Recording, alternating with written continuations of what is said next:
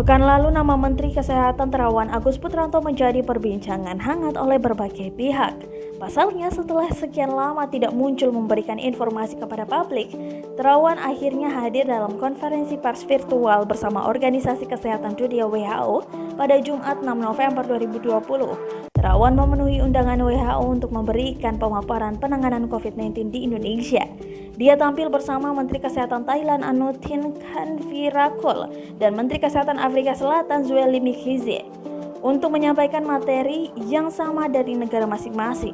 Dalam konferensi pers itu, Terawan tidak menjelaskan secara rinci hasil dari penanganan COVID-19 di Indonesia dalam bentuk data ataupun angka. Sekitar 8 menit berbicara, Terawan lebih banyak menjelaskan bagaimana IAR mendukung koordinasi penanganan pandemi di Indonesia. Penjelasan itu pun tidak dilengkapi slide presentasi sebagaimana yang dijelaskan Menteri Kesehatan Afrika Selatan.